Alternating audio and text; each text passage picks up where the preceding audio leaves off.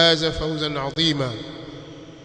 أما بعد، فإن أصدق الحديث كتاب الله، وخير الهدي هدي محمد صلى الله عليه وآله وسلم، وشر الأمور محدثاتها، فإن كل محدثة بدعة، وكل بدعة ضلالة، وكل ضلالة في النار.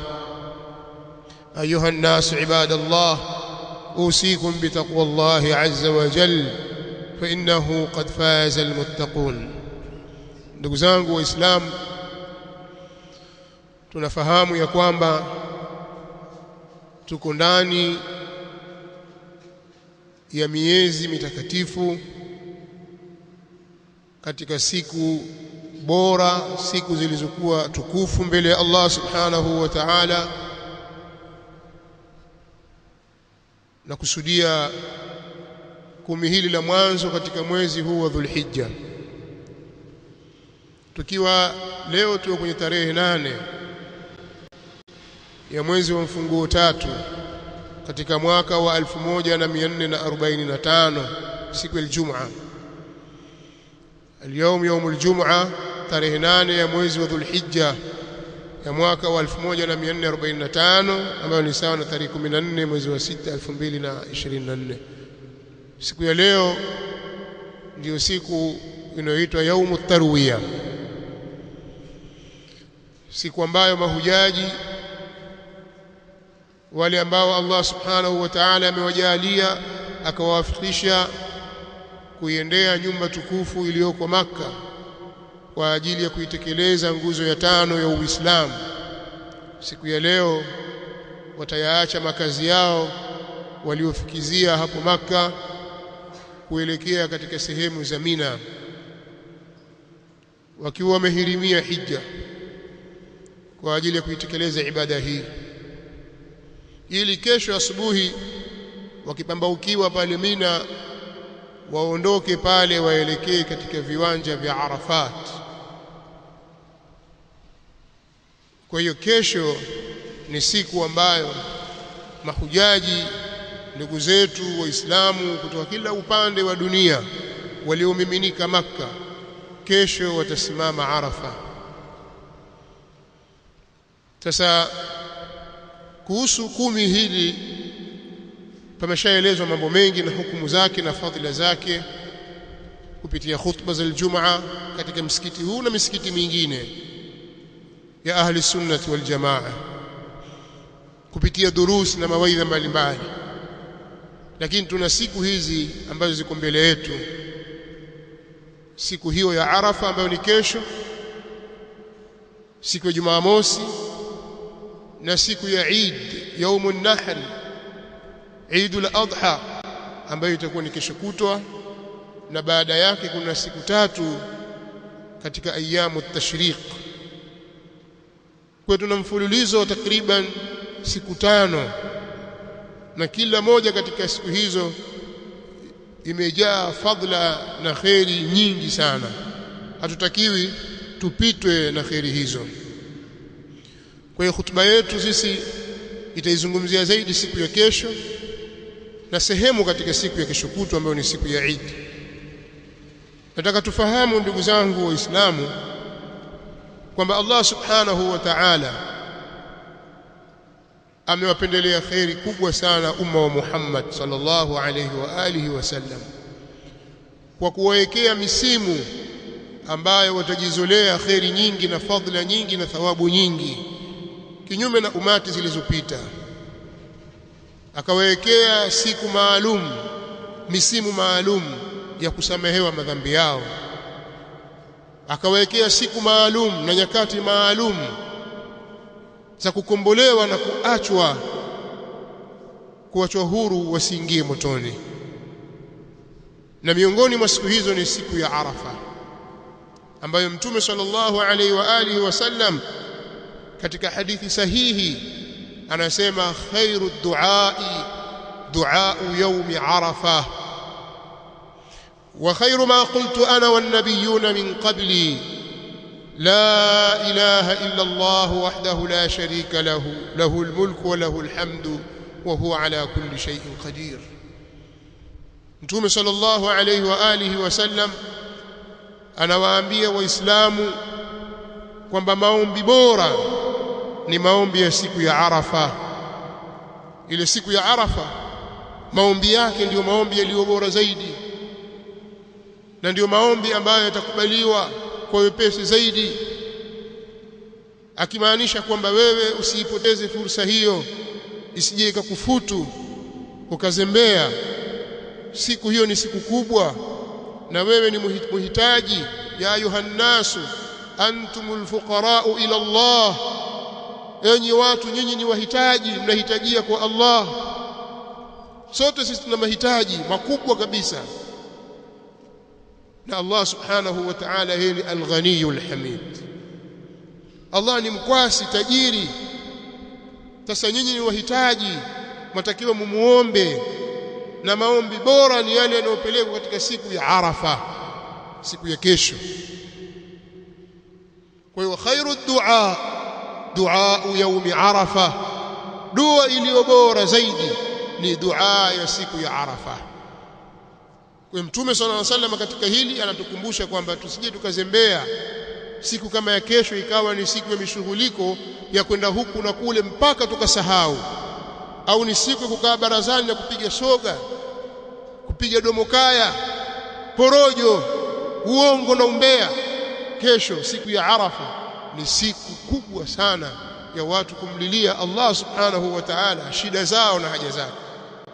Wewe huna shida, wewe huna mahitaji, wewe huna mambo ambayo yanakukwaza katika maisha yako, huna tabu zinazokukabili, hakuna kheri unazozitaka wewe hapa duniani na akhira, hakuna mambo muhimu wewe ya kushughulikia yaliyokushinda.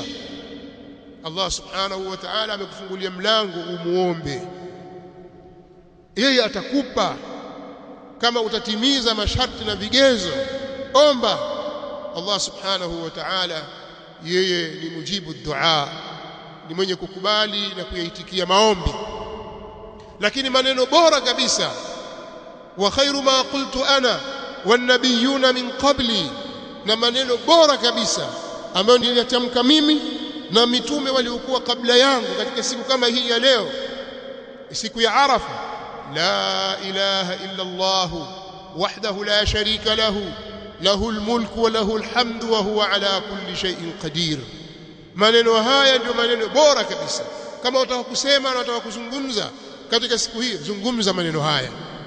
Usije ukadanganywa na mtu akakwambia mimi nakupa ijaza, soma nyiradi hizi mara 10,000 au mara 5,000 au mara 4,000 au mara ngapi. Maneno bora kabisa ya kuyatamka siku ya Arafa ni la ilaha illa Allah wahdahu la sharika lahu lahul mulku wa lahul hamdu wa huwa ala kulli shay'in qadir. Haya ndio maneno ambayo ameyatamka Mtume sallallahu alaihi wasallam kwa wingi, na amewafundisha masahaba zake, na wameyatamka waliokuwa kabla yake katika mitume waliotangulia. Usiipoteze fursa hiyo, kithirisha kusema maneno haya, usiache. Lakini jambo jingine katika mambo ambayo tumewekewa na mtume wetu sallallahu alaihi wa alihi wasallam kwa siku kama ya kesho, siku ya Arafa, ni kufunga Arafa. Mtume sallallahu alaihi wasallam alisema siyamu yaumi Arafa, funga ya siku ya Arafa, ahtasibu ala Allahi an tukaffira as-sanata allati qablahu was-sanata allati ba'dahu. Siyamu yaumi Arafa, saumu ya siku ya Arafa, ahtasibu ala Allah, mimi ninatarajia kwa Allah, na ndio hakika hasa, an yukaffira as-sanata allati qabla, kuwa inafuta dhambi za mwaka uliokuwa kabla, was-sanata allati ba'da, na mwaka uliokuwa baada yake. Mwaka huu uliopita na huu ambao tuko nao, madhambi ya miaka hii hufutwa. wa man yaghfiru dhunuba illa Allah, hakuna anayesamehe dhambi isipokuwa Allah subhanahu wa ta'ala. Na watu wamebeba mizigo ya madhambi. Madhambi ni mengi, tunahitajia kufutiwa madhambi haya mbele Allah subhanahu wa ta'ala, kabla roho zetu hazijafarikiana na miili yetu, tukarudi kwa Allah subhanahu wa ta'ala. Fursa kama hii tusiipoteze. Hizi ni siku kubwa, ni siku za kuzipatiliza, bali ndio siku ambayo kama tumetangulia kusema ni siku ambayo Allah subhanahu wa ta'ala kuna watu walioweka katika qaima, kwenye listi na orodha ya kwamba hawa ni watu wa motoni, hawa majina yao yashaorodheshwa katika milango ya jahannam, fulani na fulani na fulani na fulani, kwa sababu ya amali na wadhaifu zile za amali zinazofanywa katika siku hiyo. Allah subhanahu wa ta'ala anaamrisha kwamba mfute fulani, futa fulani, futa fulani, kwa yale utakaoyatenda katika siku hii. Ndiyo siku ambayo Allah subhanahu wa ta'ala huwaacha huru waja wake na moto wa jahannam. Kuna watu tayari majina yao na listi yao iko katika milango ya jahannam. Watakaoingia peponi ni watu fulani, majina yao yapo. Watakaoingia motoni ni watu fulani, majina yao yapo. Sasa Allah subhanahu wa ta'ala hutoa msamaha, hawa walioandika orodha hii hapa wafute hawa kwa yale ambao wameyatenda katika siku ile. Kwa twafunga, twaomba, twalia kwa Allah subhanahu wa ta'ala tusamehewe na majina yetu orodha zake ziondolewe katika milango ya jahannam. Anasema Mtume sallallahu alaihi wasallam, ma min yawmin akthar min an yu'tiqa Allah fihi 'abdan min an-nar min yawm Arafa. Hakuna siku ambayo Allah subhanahu wa ta'ala huwafuta zaidi waje na moto wa jahannam, akawaacha huru waja wake na moto wa jahannam kuliko siku ya Arafa. Wa innahu la yadnu, na Allah subhanahu wa ta'ala yeye wakaribia waja wake. Thumma yubahi bihimul malaika, kisha Allah hujifakharisha kwa sababu yao kwa malaika, akajifakharisha kwa malaika, angalieni waja wangu. Fayaqulu ma arada haula, anasema Allah subhanahu wa ta'ala kuambia malaika, hawa wanataka nini hawa? Wakionyeshwa watu waliokusanyika katika viwanja vya Arafa wakiwa nywele zao zimetimka, wamechafuka, wamejaa vumbi, wanalia, wanamuomba Allah subhanahu wa ta'ala maghfira, wanamuomba rahma. Na wale ambao wanashirikiana wao katika ibada, wanafunga, wanaomba, hawa wanataka nini hawa? Hawa wanaomba msamaha hawa, basi waambieni mimi nimewasamehe. Kwa hiyo ni siku kubwa, si siku ndogo, wala sio jambo la kulidharau. Lakini katika mambo muhimu kabisa ya kufahamu ni kwamba kuna mafungamano ya kiibada ya kiroho baina ya watu walioko Makka na katika viwanja vya Arafa na katika mashairul haram na waislamu walioko sehemu nyingine ulimwenguni. Maal asafi shadid, kwa masikitiko makubwa, baadhi ya mashekhe, baadhi ya watu, baadhi ya walinganizi, baadhi ya waalimu wanataka kulipoteza jambo hili na kutaka kuwaaminisha waislamu kwamba hakuna mafungamano yoyote baina ya waislamu walioko Arafa na walioko nje ya Arafa, waislamu walioko Makka na walioko nje ya Makka. Kila watu wanafanya ibada kivyao, hakuna mafungamano yoyote.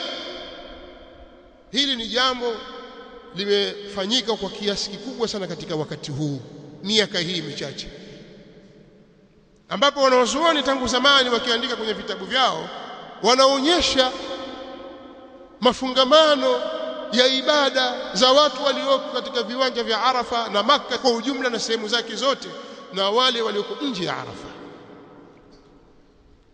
kwamba hawa na wale watashirikiana katika hili na lile. Hawa wakifanya hivi na hawa wafanye vile, hawa wakifanya hili na wale wafanye vile, ala qadri al-istitaa, kwa kiasi cha uwezo, vile utakavyoweza. Zamani ilikuwa ni ngumu sana kupata muwafaka wa kila kitu kwa sababu ya taarifa. Ilikuwa ni ngumu, watu wakijitahidi katika hilo, lakini ilikuwa ni ngumu kulipatia moja kwa moja kwa sababu ya taarifa. Lakini dini ya Uislamu kama ilivyo yenyewe inavyotafsirika kwamba ni dini ambayo ni salihun likulli zamani wa makan, dini yenye muruna, inaendana na wakati na mazingira na hali za watu, na mambo na ahkamu huwa zinakwenda zikatanuka kwa mujibu wa kutanuka maarifa na kutanuka hali na mambo kukunjuka. Mambo hayakai katika hali pamoja, yatatafsiriwa na sheria ya Kiislamu kama yalivyo. Kwa hiyo sisi tayari tunapata taarifa kwamba leo wanaondoka, wanakwenda Mina, wanaondoka Makka wanakwenda Mina, asubuhi wametoka na mabasi yao wamekwenda zao Arafa, twajua hilo.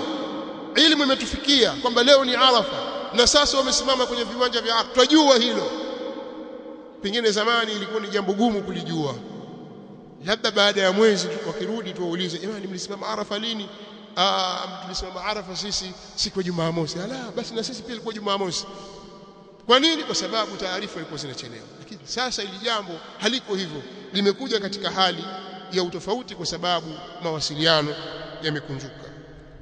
Na ndio maana wanawazuoni, kwanza kuna maneno yanayonasibishwa na Mtume sallallahu alaihi wa alihi wasallam, lakini wanawazuoni wengine wameyataja kwamba ni mursal, kama maneno aliyotaja al-Imam Abu Daud katika al-Marasil na al-Imam Shafi'i na wengineo kama al-Baihaqi na wengineo rahimahumullahu ta'ala. Anasema yawm Arafa al-yawm alladhi yu'arrifu an-nasu fihi, siku ya Arafa ni siku ambayo watu watasimama Arafa ndani yake. Siku ya Arafa ni ile siku ambayo watu watasimama Arafa. Na ndio maana wanawazuoni wengi katika wakati huu, ikiwemo al-Lajnatu ad-Daima lilbuhuth al-ilmiyyah wal-ifta' ya al-Mamlakah al-Arabiyyah as-Saudiyyah iliyokuwa kiongozwa na Sheikh Abdul Aziz bin Baz rahimahullahu ta'ala. Lajna hii ya maulama, kamati hii ya maulama ikatoa fatwa juu ya kwamba katika ibada ya haji na masala ya Arafa watu wa miji yote watawafuata walioko Arafa. Na fatwa kama hiyo pia imetolewa na Darul Ifta Misri tangu zamani mpaka leo. Msimamo wao Arafa ni ile ya Makka, Arafa ni ile ya Makka, bali nchi nyingi za Kiislamu zina maukifu hii kwamba Arafa ni ile ya Makka, bali hata Kenya Arafa ni ya Makka. Jamani, miezi mingine hii tutatazama mwandamo, lakini Arafa Makka. Nini? Ili wasikose fadhila hii. Ilmu imetufikia sisi juu ya jambo hili, kwa sababu masala ya kusema kwamba wale wana mwezi wao na sisi tuna mwezi wetu, ukisema wale wakusudia kana nani? Wajua kuna ikhtilafu za matali. Ikhtilafu za matali maana yake nini? Wajua maneno haya? Tushazungumza maneno haya kwa muda mrefu katika kufafanua jambo hili, lakini hawa wanaozungumza wengi wao wanazungumza kitu ambacho hawana elimu nacho. Wakisema ikhtilafu al-matali, kuna ikhtilafu al-matali. Wewe hujui kwamba kuna ikhtilafu al-matali baina ya Tanga na Kigoma, baina ya Dar es Salaam na Kigoma? Wewe hujui kwamba kuna ikhtilafu al-matali baina ya Unguja na Chunya? Mbona watu wa Chunya wafunga na mwezi wa Dar es Salaam na mwezi wa Unguja? Kuna siasa, kuna ikhtilafu al-matali. Kilomita 800 kutoka pale ulipo, mji wowote ambao umbali wa aina hiyo, tayari ni ikhtilafu al-matali. Kutoka Dar es Salaam Kahama, ikhtilafu al-matali iko. Mbona mwalazimisha watu wa Kahama wafunge na mwezi wenu? Na mwawatangazia au mwaulizia huko, vipi huko mmeuona? Si kuna ikhtilafu al-matali, si nyinyi mkae kivyenu na wao kivyao? Mbona nyinyi mwauliza watu wa Kahama? Mbona mwauliza watu wa Tabora? Na nyinyi mko Dar es Salaam, mtafuta nini? Sikila wote na mwezi wao. Nyinyi watu wa Dar es Salaam waulizeni watu wa Tanga, waulizeni watu wa Unguja, kwisha habari. Lakini ni siasa zimetengenezwa kuwatofautisha Waislamu. Wengine wakasema bali hata ikhtilafu al-matali inayozingatiwa ni masafa ya kupunguza swala tu. Sitaki kufafanua masuala haya kwa kirefu, lakini Sheikh al-Islam Ibn Taymiyyah amelitolea ufafanuzi swala hili katika Majmuu' al-Fatawa juzuu 25 ukurasa wa 103 mpaka 111, kwamba mazingatio jamaa ni kufika habari katika wakati unaonufaisha. Elimu ikikufikia kwamba mwezi umeandama, huo ni mwezi wako. Taarifa ikishafika tu sahihi na yenye kutegemewa, sio taarifa za kwenye mtandao za kubabisha. La, mbona hujafungua kwa mwezi wa Gambia? Mbona sio hivyo. Taarifa rasmi zimekufikia kwamba mwezi umeandama. Ukisoma maneno yake utayaona maneno yako wazi kabisa kwamba wali'tibaru bi bulughi al-ilmi birru'ya fi waqtin yufid. Mazingatio yako katika kufika elimu ya kuonekana mwezi muandamo katika wakati unaonufaisha. Wakati unaonufaisha ni upi? Ni kwamba taarifa zimefika sisi za kwamba mwezi uliandama jana kabla ya magharibi ya leo. Huo ndio wakati unaonufaisha. Lakini ikija taarifa leo tumeingia magharibi kwamba jana mwezi uliandama, tufanyeje sasa? Wakati wake haunufaishi tena. Sisi tutazingatia mwezi wetu na sio ule. Lakini taarifa zimetufikia mapema kabisa saa 3 usiku kwamba nchi fulani, Morocco, Nigeria au wapi Indonesia, mwezi umeonekana mapema kabisa. Wetu huo si mwezi wa wengine. Na kuna maswali mengi tuliyauliza kuwauliza mashekhi wa kisufi juu ya jambo hili ambalo wao wanaligangamiza kwamba lazima kila watu na mwezi wao. Maana ya kila watu na mwezi wao nini? Mbona Saudia wao wasema hivi? Nani kasema watu wafuata Saudia? Tunachoangalia sisi Arafa iko wapi? Leo Maka iko chini ya watu mnaoita mawahabi na Allah aidumisha hivyo hivyo. Lakini kesho na kesho kutwa mathalan la qaddara Allah masufi wamekamata pale, sisi tutaangalia Arafa ya Makka. Ndivyo hivyo ndio taratibu uko hivyo. Tuangalie nani yuko Makka amesimama sawa, mwezi uko sawa, tutaangalia Arafa ya Makka maadamu taarifa zimetufikia sahihi. Kwa hiyo mafungamano yaliyopo baina yetu sisi na watu wa katika viwanja vya Arafa ni mafungamano makubwa ya haki na ambayo yatakiwa yadumishwe ikiwa elimu imetufikia sisi. Hawa mashaikh wanaotaka kuyakata haya mafungamano na kufanya kwamba ibada ile si kitu, yani haina mafungamano yote, hii saumu na kisimamo cha Arafa hakuna mafungamano, kwa madai ya kwamba saumu ya Arafa ilikuwepo kabla hija haijafaradhishwa. Haya pia waliyasema na tumeyajibu katika hoja mbalimbali. Kwa hiyo ndugu zangu katika imani, ni kauli hizi za kutaka kuwababaisha Waislamu. Sisi tunachokishukuru ni kwamba Waislamu wanaelewa, uelewa wao ni mkubwa. Hawa mashekhe wanaminyana, wanamwaga jasho, wanatoa mapovu ili kuwaaminisha watu kwamba hivi tunavyofanya ndio sahihi. Lakini kila uchao Waislamu wanakata kamba kutoka kwao, wanaingia katika upande mwingine wa kuona kwamba hii ndio sawa. Watabaki peke yao, kuna siku watashoni peke yao wao na ususuavu wao.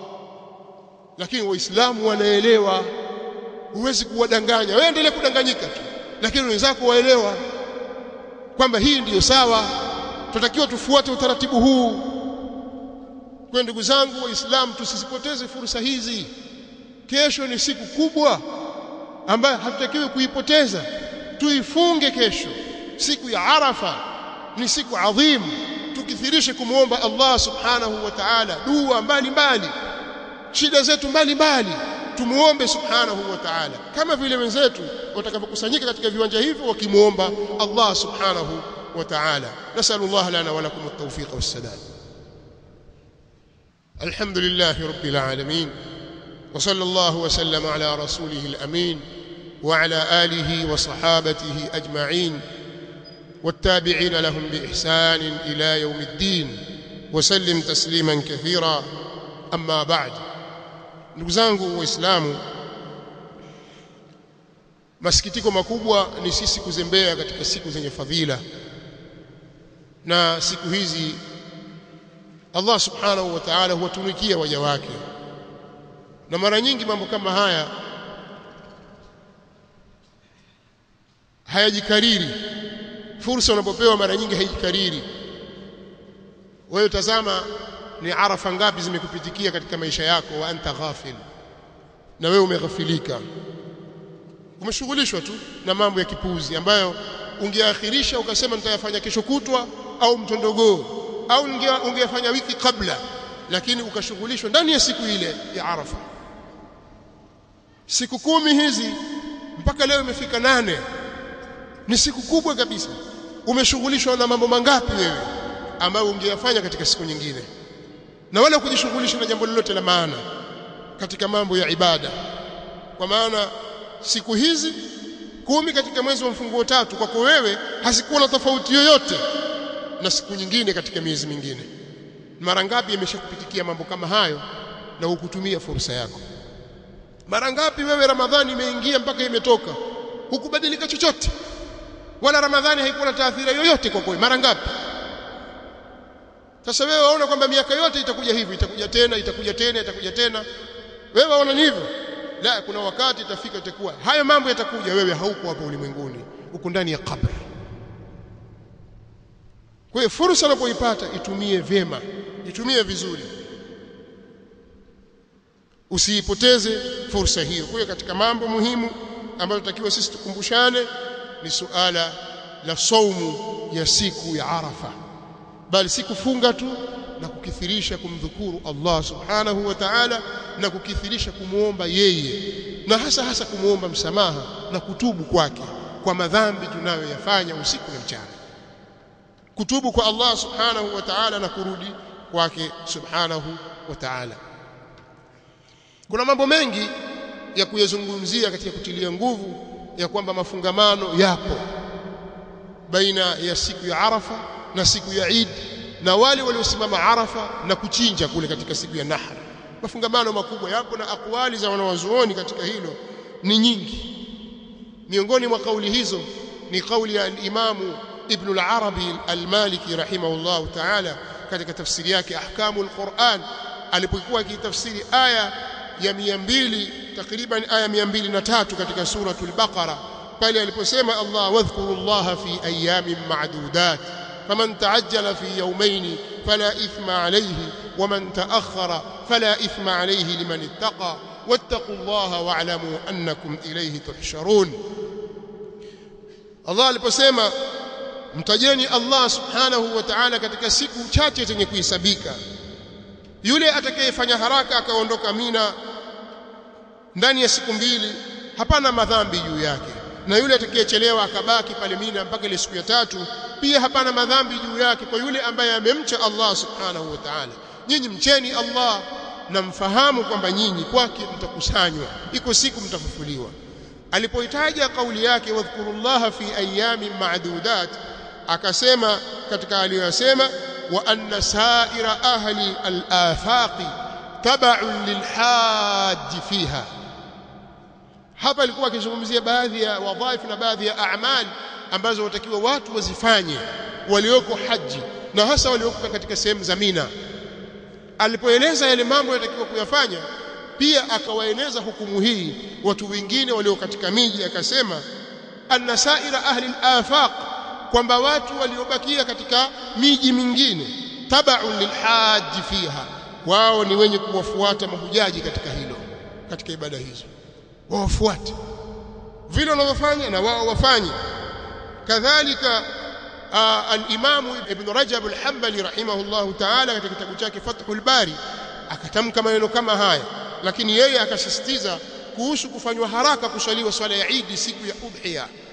Akasema wa yakunu ta'jilu salati al-adha bimiqdari wusuli an-nas min al-Muzdalifa ila Mina, kunatakikana kufanywa haraka kwa kuswaliwa swala ya Eid al-Udhiya kwa kiasi cha kuweza kufika watu waliotoka Muzdalifa mpaka kufika pale Mina, wa ramyihim, na kule kupiga kwao mawe, wa dhabhihim, na kuchinja kwao. Nassa alayhi Ahmad fi riwayati Hanbal. Hayo ameyasema wazi al-Imam Ahmad rahimahullahu ta'ala katika riwaya ya Hanbal. Kisha akasema liyakuna ahlul amsari tab'an lilhaji fi dhalika, ili wawe watu wa miji mingine ni wenye kuwafuatia mahujaji katika hilo. Fa inna ramya alhaj biljamra, kwa sababu kule kupiga mawe kwa yule haji, kupiga mawe katika vile vikuta katika jamra, ile jamratul aqaba al-kubra, ile ya 3 kwenda kuipiga ile siku ya Eid, bimanzilati salati al-Eid li ahli al-amsar, hilo liko katika daraja ya swala ya Eid kwa watu walio katika miji mingine. Wale hawaswali Eid wanakwenda kupiga ile jamra. Kwa hiyo kile kitendo cha kupiga jamra pale katika zile jamarat, ile jamra moja ile kubwa ile, kwa sababu itaipita ile ya kwanza, ya pili, wanakwenda ile ya 3, jamratul aqaba al-kubra, kwenda kuipiga ile ni sawa na kuswali Eid kwa watu wa miji mingine. Mimi nawashangaa kuna baadhi ya mashekhi wa kisufi wasimama na mavilemba makubwa, kwanza sisi tutafanana vipi na mahujaji wao? Sisi tutaswali Eid, wao hawaswali Eid. Waelewa wanachokizungumza shekhe au wazungumza maneno ya kimtaani? Yani wazungumza kiilmu kwa maneno ya kielimu, au umeamua kuropoka na kuzungumza maneno ya kimtaani? Ndiyo, hawaswali Eid, lakini kile kitendo cha wao kupiga mawe katika jamra iko kwenye daraja ya salatul Eid, ndio manzila iliyoko. Kwa hiyo sisi tuwahi kidogo, tusichelewe kuiswali salatu Eid al-Adha, ili iwe kwamba tuafikiana kwamba sasa tukiswali ni kama vile wao washafika kwenye jamarati. Sasa wana watu wanamiminika kwa wingi kutoka Muzdalifa wanakwenda zao jamarati kwenda kuipiga ile jamra. Kitendo kile ni sawa na kitendo cha watu kuswali Eid. Haya ni maneno yameelezwa katika Fathul Bari juzu ya 5 ukurasa wa 73. Kwa kuuliza maswali ya kimtaani kwa mtu anayedhaniwa kuwa ni shekhe na vilemba vikubwa na kitabu hapa, huyo Ibn Uthaymeen mwenyewe kasema, kwani sisi tulisema Ibn Uthaymeen kwetu ni mtume? Akishasema basi ndio kama wanavyosema Waarabu, idha qalat hadhami fasaddiquha. Sisi tumwone mwanazuoni mujtahid alim, tena amshinda mpaka huyo Ibn Baz. Kasema nani kwamba Ibn Uthaymeen amshinda hata huyo Ibn Baz? Wanazuoni wote wanakiri kwamba Ibn Baz ni alim, ni imam katika asri hii inda ahli sunna, ni imam, na hawa ni katika wanafunzi wa Ibn Baz rahmatullahi ta'ala alayhim ajma'in. Hatuzungumzi masala ya kufadhilisha hawa juu ya hawa, lakini jambo liko wazi kabisa. Imam kumzungumza kwa dharau kwamba hata huyo Ibn Baz, hii ni kawaida ya masufi. Huwa wana tabia ya kuwalea watoto wao wawatukane na kuwadharau na wazuoni wote wasiokuwa mashekhe zao. Maadamu huyu sio shekhe wao, wanaweza wakamgaragaza na kumtukana vibaya. Hii ni kawaida kwao. Sasa kuta mtoto mdogo wala hajui chochote, labda katika elimu za hadithi hajui chochote, sifuri. Umesoma wapi? Hakuna alikwenda kusoma. Kwani huyu Albani nani? Albani kwani huyu nani? Wewe nani? Usauliza swali hilo. Tukuulize wewe kwanza, wewe nani? Mpaka wewe uulize kwamba huyu Albani ni nani huyu? Wewe nani? Umesoma wapi? Shekhe wako nani? Haya, mlete wewe shekhe wako, alafu tumuulize wewe shekhe, wewe nani? Lakini wana tabia ya kuwapandikiza watoto wao jeuri, ya kuwadharau na kuwatukana mashekhe wasiokuwa mashekhe wao, na kuwasema vibaya kwa dharau na kuona kwamba si chochote. Lakini hilo halitawadhuru isipokuwa nafsi zao, hakuna atakayedhurika. Fa'arid anhu. Kwa hiyo mafungamano yapo, na wala hatuwezi kuyakata mafungamano haya kwa sababu tu kuna shekhe fulani huko kasema. La, mafungamano yapo, na sisi tusiipoteze fursa hii kwa maneno haya kimtaani. Ukiwauliza hivi leo watakimbia, watakwenda kwenye hoja nyingine. Ukiwabana huku watakimbia kwenda kwingine, hawajibu haya. Lakini haya walishayaona wanawazuoni mbalimbali, Darul Iftaya huko Misri na sehemu nyingine, kwamba watu wafuate watu waliokuwa Arafa. Kauli moja tu. Na itafika wakati nchi zote hizi tutaachwa peke yetu sisi Tanzania, Jamhuri ya Muungano, kwa sababu sisi twajua kweli Uislamu ndio kwanza ulifika hapa kwanza. Twajua kweli kwa washinda watu wa nchi zote. Leo karibu nchi nyingi za Afrika, nifuatilieni. Karibu nchi nyingi za Afrika, mpaka hizo wao wanazozamini Misri wapi, kesho Arafa. Wabaki wao tu. Masufi wa hapa na masufi wa Kenya, na masufi wa wapi, basi wamekomaa, wamedinda pale, wamesimama, hawataki kuachia. Mtaachia tu, iko siku. Kwa sababu watu watakapokuja kuelewa watawaacha, mtabaki peke yenu. Mtabaki peke yenu na hakuna, itabidi mbadilike tu. Yaani Tanzania ndio wana elimu kubwa kweli kuliko dunia nzima hii. Wanaoona kwamba Arafa ni siku tutakayosimama watu Arafa. Sio hoja yangu hiyo, wala sio hoja ya msingi hivyo, lakini ni jambo la kutafakarisha, kutafakari kwani kuna nini hapa. Wale wa Kenya kadhi alishatangaza mwezi mwingine tutaangalia, lakini Arafa Maka sisi tusubiri Arafa yetu ya jangwani. Sisi lazima tuone, lazima uandame na hivi na vile, na huko kuandama kwenyewe pia hamupatilizi. Ndugu zangu Waislamu, mimi nawasisitizia tusipoteze fursa kwa maneno ya watu wasiotaka mambo ya kheri. Wanataka kuwapotezeeni wakati wenu. Tusipoteze wakati huu, fursa ya kesho usiipoteze. Ndio msisitizo wangu. Haya maneno yote nayazungumza kwa maana ya kwamba tusije tukaipoteza, usije ukala kesho kwa sababu tu eti sisi bwana tutasubiri mwezi wetu utangazwe. Wewe subiri tu, lakini Arafa itakupita. Utapitwa na Arafa. Waache hao mashehe wazungumze, waache, achana nao, fuata Arafa, funga. Lakini pia tufahamu, inshallah tuje kufahamishana katika siku ya Eid kwamba kuna swali la kuchinja. Sisi tukasahau, hili ni jambo kubwa kwamba watu wenye uwezo wa kuchinja watakiwa wachinje. Mtu mmoja amepewa ruhusa ya kuchinja mbuzi mmoja au kondoo, na watu 7 wanaweza kushirikiana katika kununua ng'ombe au ngamia wakachinja kwa ajili ya siku ya Eid. Usisubiri nyama za kupewa, kwamba hakuna nyama huko, waulizia nyama hakuna. Chinja, ni ibada. Kama huna uwezo ni masala mengine, chinja, usisubiri kupewa. Kama ukuweza siku ya Eid, chinja siku inayofuata, pia ni siku ya kuchinja, na siku ya 3 yake pia ni siku ya kuchinja, na siku ya 4 yake, yani siku ya Eid na siku 3 baadaye. Siku zote hizi ni siku za kuchinja. Kwa hiyo jitahidi, kama una uwezo na Allah amekukunjulia kidogo, wapata hicho kijilaki na nusu, laki na 20 cha kununua kondoo au mbuzi, nunua uchinje. Acha ubakhili. Na kama huna, muombe Allah katika fadhila zake. Siku za kuomba ndio hizi. Omba kwa Allah subhanahu wa ta'ala akufungulie katika fadhila zake, lakini ni ibada adhima. Ndugu zangu katika imani, mambo ya kuzungumza katika kipindi hiki, hasa katika wakati huu, ni mengi, lakini tutosheke na haya niliyozungumza, na kubwa zaidi tusiache kufunga katika siku ya kesho. Tuambie wake zetu na watoto wetu, tuamrishe juu ya saumu ya siku. What's the hardest part of learning a language? Staying motivated. That's why Duolingo is designed to be fun like a game, with stress-free, interactive lessons. Start speaking and growing your vocabulary using practical words and phrases. Develop your learning habit with smart reminders, fun challenges, and more. Learn a language for free with Duolingo. اللهم اصلح لنا أمورنا واغفر لنا ذنوبنا وكفر عنا سيئاتنا. اللهم توفنا مع الأبرار. اللهم انصر دينك وكتابك وسنة نبيك وعبادك المؤمنين. اللهم من أراد بنا سوءا فأشغله في نفسه واجعل تدبيره في تدميره يا سميع الدعاء.